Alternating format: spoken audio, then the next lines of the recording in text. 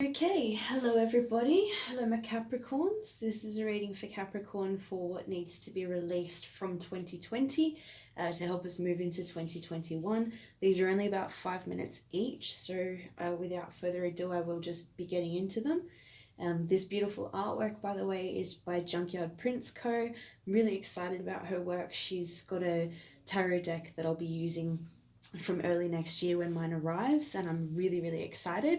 So I'm helping to pump her up as well because this is just incredible. She's got such a beautiful grasp of astrology and tarot and many other things in terms of her expression. So click her little link below.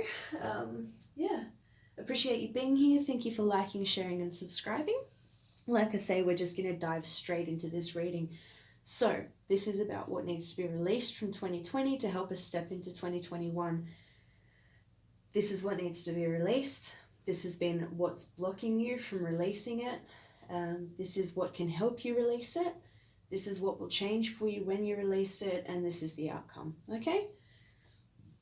So what I'm seeing here, what needs to be released is the High Priestess. So how do I put that? You know what? What's the High Priestess saying? Sometimes you have to clarify what the High Priestess is trying to say. That came out in reverse. Something to do with a new beginning that didn't actually happen. So what you're being asked to release is whatever you were basically intuitively believing about that false start. It was a false start.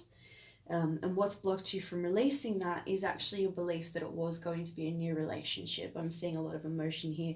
You thought you were starting a new relationship. You probably intuitively felt that this person was the right one, even though it was so fresh. I'm really picking up on that. And that's such a beautiful thing. And just unfortunately, in this case, it wasn't. So I'm not going to do too much into that energy. That's just the gist of what I'm picking up on because I'm reading for all of the Capricorns. So in this case, I'm going to keep it a little broad in terms of what brought us here. However, what can help you release it? Moving on. What's your thoughts? In this case, sort of rein in your thoughts and that sort of thing. It's very important for you to pick up where you might have some habitual overthinking and that kind of thing. I don't know what is making me say this, but I am. So I hope this resonates with whoever it's meant to. But yeah, basically you're just being asked to move on from this. Now, it doesn't necessarily mean that they won't be back. It's either going to be that same person or a different person. I'm seeing it as 50-50 because basically what changes for you when you release that relationship, and yes, it does mean releasing a relationship in this case. It might already be over. You might be in the process of ending it or realizing that they're not completely present. But this relationship is ending. However, that person may come around again. So what changes is the Four of Wands. So home life stability, this is the twin flame card. I feel like I'm reading for twins here. Especially with the in and out energy that I'm seeing. So it could be the same person coming back or releasing this short relationship, and this person could mean that your twin flame actually comes in or a soulmate, that sort of thing, because the outcome for that is judgment. So that's sort of D-Day. You might be then going through a little bit to sort of re-recognize yourself in relationship, to re-recognize what you're looking for in a person. You might be shown that quite abruptly as well. Your concept of home life, of family, of happiness in regards to those things is going to be completely changed, and it might be a little uncomfortable. It does require you moving on from whatever this was, which wasn't, it was a little short-lived.